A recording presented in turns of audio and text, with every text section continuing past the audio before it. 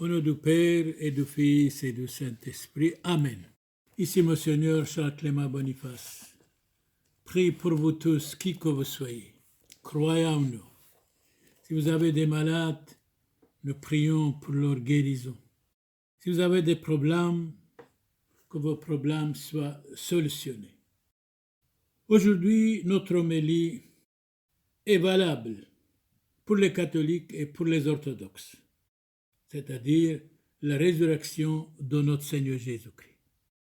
Le Christ, c'est au Christ que nous parlons quand nous prions. C'est le Christ que nous entendons quand nous lisons les Saintes Écritures. C'est dommage que les chrétiens sont divisés. C'est regrettable que les chrétiens ne fêtent pas la résurrection de Christ dans le même jour. Le même jour. C'est regrettable. L'union fait la force, bien sûr. Le Christ est tout pour nous, pour les orthodoxes, pour les catholiques, pour les chrétiens. Alors pourquoi il n'y a pas d'union? Pourquoi il y a cette division? Le Christ est tout pour nous. Si vous voulez guérir vos blessures, il est le médecin. Si vous êtes accablé par le péché, il est la miséricorde. Si vous avez besoin de secours, il est la force. Si vous craignez la mort, il est la vie et la résurrection. Si vous fuyez les ténèbres, il est la lumière. La lumière. Jésus a dit, je suis la lumière du monde. Qui marche à ma suite ne peut pas être égaré. Donc aujourd'hui, nous allons parler. La résurrection de Christ est valable pour les catholiques et pour les orthodoxes. Écoutons attentivement. Dans l'évangile Saint Matthieu, chapitre 17, verset 22, le Fils de l'homme va être livré aux mains des hommes. Ils le tueront et le troisième jour, il ressuscitera. La résurrection. Selon l'évangile Saint Matthieu, chapitre 26, verset 32, après ma résurrection, Jésus dit, je vous précéderai en Galilée. C'est Jésus qui parle. Dans l'évangile Saint-Luc, chapitre 9, verset 22, il faut que le Fils de l'homme souffre beaucoup. C'est lui, c'est le Christ qui parle. Qu'il soit mis à mort et qu'il ressuscite le troisième jour. Effectivement, ce qui se passe. Dans l'évangile, selon Saint Luc encore, chapitre 24, versets 5 à 6, pourquoi cherchez-vous le vivant parmi les morts? C'est Jésus qui parle. Il n'est pas ici, mais il est ressuscité. C'est la parole des anges, effectivement. Il fallait que le Christ souffrit et qu'il ressuscita le troisième jour. Encore l'évangile, Saint Luc, chapitre 24, verset 46. Pourquoi cherchez-vous le vivant parmi les morts? Ici, ce n'est pas la parole de Christ, soit la parole des anges, soit de Marie-Madeleine. Il n'est pas ici, ou bien une parole de l'évangile, ou bien des anges. Mais il est ressuscité. Donc, pourquoi cherchez-vous le vivant parmi les morts? Il n'est pas ici, mais il est ressuscité. Continuons la résurrection de Christ et la parole de Christ. Le Christ, en mourant, il nous a enseigné à ne pas craindre la mort. La mort égalise toutes les conditions humaines. L'être humain est misérable et mortel. Pour vous tous, qui que vous soyez, beaucoup de santé, de bonheur, de joie et de réussite. Donc, en mourant, il nous a enseigné à ne pas craindre la mort, Jésus-Christ. En ressuscitant, il nous a appris à croire à la vie. En montant au ciel, il nous a pris à nous glorifier du céleste héritage. C'est une parole de Saint Grégoire, mort en 604, Saint Grégoire le Grand. Saint Grégoire de Nazianze, mort en 389, dit autrement: nous devons devenir semblables au Christ, puisque lui-même s'est fait semblable à nous. C'est fait cet homme, c'est ça qui veut dire. Saint Jacques Chrysostome dit autrement: que le Christ soit votre festin, votre pensée, votre joie, votre désir, votre lecture et votre repos. Saint Jérôme dit la même chose. Saint Jérôme est mort en 420. Saint Odilon, abbé de Cluny, mort en 1049, dit autrement: le Christ est la voie, le Christ est la vérité, le Christ est la vie, le Christ est la voie de ceux qui marchent dans la droiture. Le Christ est la vérité de ceux qui aiment le vrai. Le Christ est la vie de ceux qui vivent saintement. Bien sûr, nous devons être vrais, nous devons être droits, nous devons aussi vivre dans la sainteté. Et sinon, convertissons-nous à partir d'aujourd'hui. Pierre de Blois, mort en 1200, dit autrement: celui à qui le Christ suffit ne manque jamais de rien. C'est tellement beau. Le Christ me suffit. La grâce de Dieu me suffit. Le Christ est la voie. Le Christ est la vérité. Le Christ est la vie. La voie de ceux qui marchent dans la droiture. La vérité de ceux qui aiment le vrai. La vie de ceux qui vivent saintement. Nous devons toujours aimer le vrai. Nous devons toujours aimer aussi la sainteté, bien sûr. Nous devons toujours aimer la droiture, dit saint Odilon, abbé de Cluny, mort en 1049.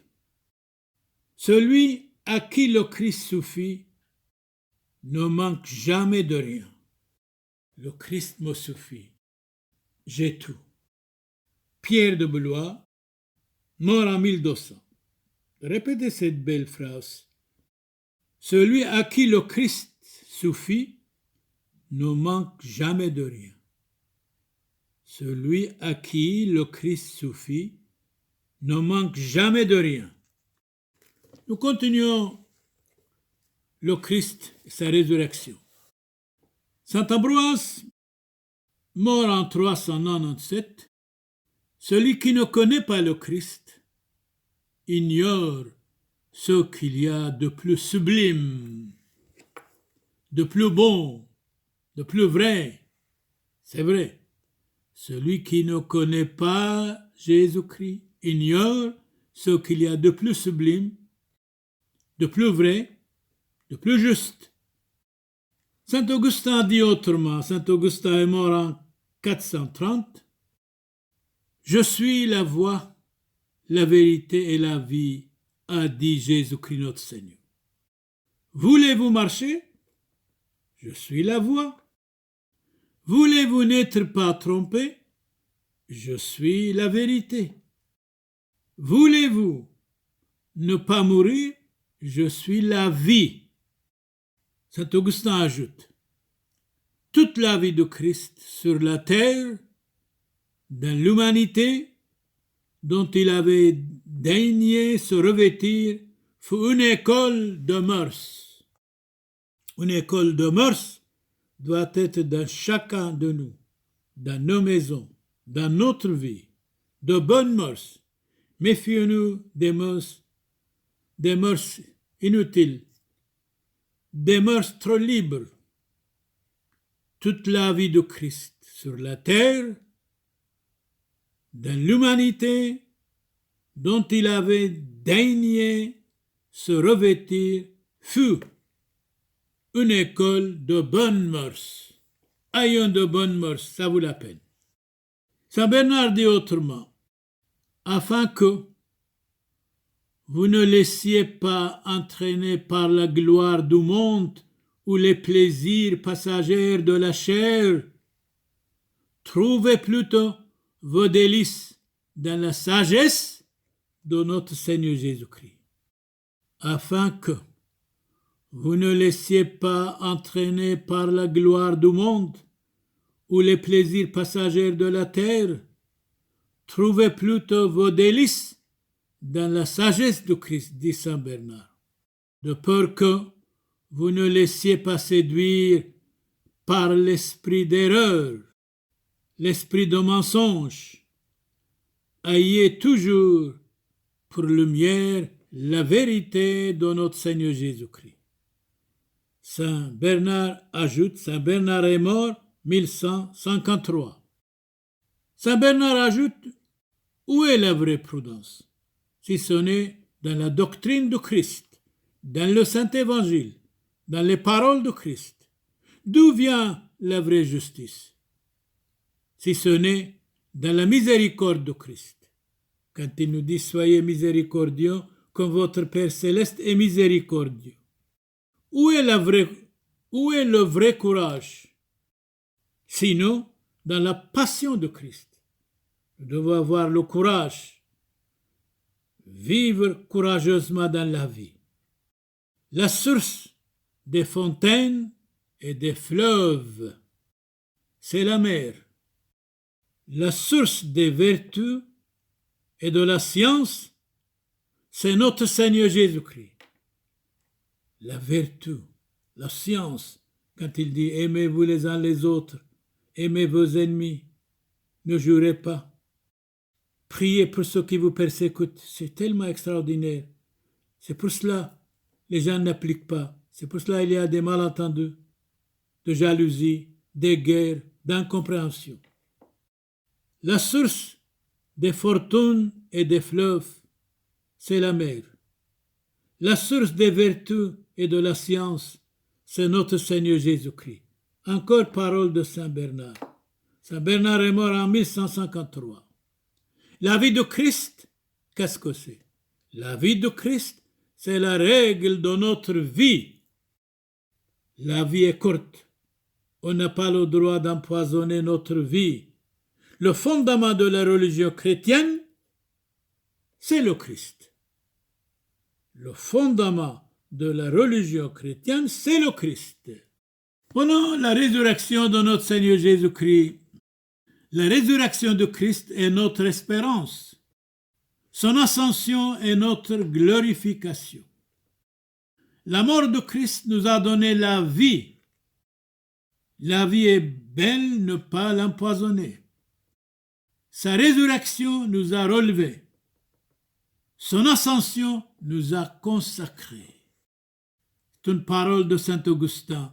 Et Saint Augustin ajoute, le Christ est mort et ressuscité pour commander aux vivants et aux morts.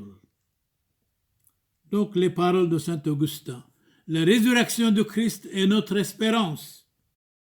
Son ascension est notre glorification. La mort de Christ nous a donné la vie. Sa résurrection nous a relevés. Son ascension nous a consacrés. Le Christ est mort et ressuscité pour commander aux vivants et aux morts. Saint Augustin est mort en 430. Le Christ est ressuscité pour nous relever. Jésus-Christ, dit Saint Cyril de Jérusalem, mort en 386, Saint Cyril. Jésus-Christ qui était descendu aux enfers en est remonté après avoir été enseveli. Il est véritablement ressuscité le 3e jour, dit Saint Cyril de Jérusalem. Jésus-Christ qui était descendu aux enfers en est remonté. Après avoir été enseveli, il est véritablement ressuscité le troisième jour. Le troisième jour. Notre Rédempteur, Jésus-Christ, a vaincu la mort en mourant. Il a absorbé en ressuscitant. En montant au ciel, il a manifesté la gloire de sa résurrection. Encore dit Saint Grégoire le Grand. Saint Grégoire est mort en 604. Notre Rédempteur, Jésus-Christ, a vaincu la mort en mourant. Il a absorbé en ressuscitant. Et en montant au ciel, il a manifesté la gloire de sa résurrection. Donnons la parole à Saint Jean Chrysostome. Saint Jean Chrysostome est mort en 407. La résurrection de Christ, selon la chair, doit être connue par les enseignements de la foi. Donc la résurrection de Christ, selon la chair, doit être connue par les enseignements de la foi. Saint Jean Chrysostome. Saint Ambroise dit autrement, la résurrection de Christ a produit la vie des morts, le pardon des pécheurs. Pécheurs, convertissons-nous. Pécheurs, convertissez-vous. Chassez de vous le mal, le péché, l'angoisse, la contrariété, la gloire des saints. Donc, la résurrection de Christ a produit le pardon des pécheurs, le pardon des pécheurs, la gloire des saints et des saintes. Saint Ambroise ajoute, Saint Ambroise est mort en 397, nous dit autrement. La résurrection de Christ est la vie du monde entier. Je lance un appel au monde entier, convertissez-vous, croyez au Christ. Jésus est mort et ressuscité. Nous parlons de la résurrection de Christ. C'est valable pour les catholiques et pour les orthodoxes et pour tous les chrétiens. Le Christ est mort là où vous devez mourir. Il est ressuscité là où vous devez ressusciter. Un seul est ressuscité pour ne plus mourir, c'est le Christ. Lazare, son ami, est ressuscité, mais pour mourir encore. La fille du chef de la synagogue est ressuscitée, mais elle est morte encore. Le fils de la veuve est ressuscité, mais pour mourir de nouveau. S'il n'y a pas de mort, il n'y a pas de résurrection non plus. Jésus est mort, ressuscité. Le Christ est ressuscité, mais pour ne plus mourir. C'est tellement beau cette parole. Le Christ est mort là où vous devez mourir. Il est ressuscité là où vous devez ressusciter. Un seul est ressuscité pour ne plus mourir, c'est le Christ. Lazare est ressuscité, mais pour mourir encore, il est mort de nouveau. La fille du chef de la synagogue est ressuscitée, mais elle est morte encore. Le fils de la veuve est ressuscité, mais pour mourir de nouveau. Le Christ est ressuscité, mais pour ne plus mourir. Il est toujours vivant. Le jour de la résurrection de Christ est la vie des morts, le pardon des pécheurs, la gloire des saints et des saintes. La Pâque de Christ est le royaume du ciel, le salut du monde, la vie des croyants, la ruine de l'enfer, la gloire des habitants du ciel. La Pâque du Christ est la résurrection des morts, le témoignage de la résurrection divine. Le jour de la résurrection de Christ est la vie des morts, le pardon des pécheurs, la gloire des saints. C'est tellement Dieu aime pardonner les hommes, pardonner les pécheurs. Nous tous, nous devons nous réconcilier avec Dieu. Dieu va nous pardonner certainement. Oui, la Pâque de Christ est le royaume du ciel, le salut du monde, la vie des croyants, la ruine de l'enfer, la gloire des habitants du ciel. La Pâque de Christ est la résurrection des morts, le témoignage de la résurrection divine. Jésus est ressuscité. Continuons la résurrection de notre Seigneur Jésus-Christ dans les Actes des Apôtres, chapitre 4, verset 33. Écoutons attentivement dans les Actes des Apôtres, c'est-à-dire dans la Bible. Avec beaucoup de puissance, les apôtres rendaient témoignage à la résurrection de notre Seigneur Jésus-Christ. De nouveau, dans les Actes des Apôtres, chapitre 13, verset 30, Dieu l'a ressuscité le troisième jour. De nouveau dans les Actes des Apôtres, chapitre 13, verset 37, celui que Dieu a ressuscité, lui, le Christ, n'a pas vu la corruption. Épître de Saint Paul aux Romains, aux chrétiens de Rome, chapitre 4, verset 25, il a été livré à la mort pour nos péchés, Jésus-Christ, et est ressuscité pour notre sanctification. Donc c'est Saint Paul qui parle, Épître de Saint Paul aux Romains, chapitre 4, verset 25. Il a été livré à la mort pour nos péchés, notre Seigneur Jésus-Christ, et ressuscité pour notre justification et sanctification. Si quelqu'un ne meurt pas, ne peut pas ressusciter. Donc Jésus a été crucifié sur la croix, mort, et après 3 jours, il est ressuscité. Épître de Saint Paul aux chrétiens de Rome, de nouveau, chapitre 6, verset 9. Jésus-Christ, ressuscité d'entre les morts, ne meurt plus. Lui seul ne meurt plus. La mort n'exerce plus de pouvoir sur le Christ. Jésus-Christ est ressuscité d'entre les morts, ne meurt plus. La mort n'exerce plus de pouvoir sur le Christ notre Seigneur, parce qu'il est la vie, la résurrection. De nouveau, nous citons Saint Paul, Épître de Saint Paul aux Romains, chapitre 14, verset 9. Le Christ est mort et revenu à la vie pour être le Seigneur des morts et des vivants. Donc le Christ est le Seigneur des morts et des vivants. Saint Paul nous dit aux chrétiens de Rome, chapitre 14, verset 9. Le Christ est mort, revenu à la vie pour être le Seigneur des morts et des vivants. Nous prions pour que tous vos défunts, qui que vous soyez, soient dans le paradis céleste.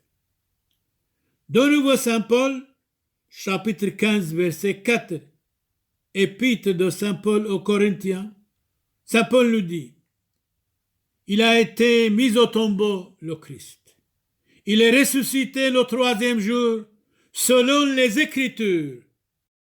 Donc, il a été mis au tombeau, il est ressuscité, le Christ, le 3e jour, selon les Écritures. Saint Paul dit, chapitre 15, verset 4, aux Corinthiens.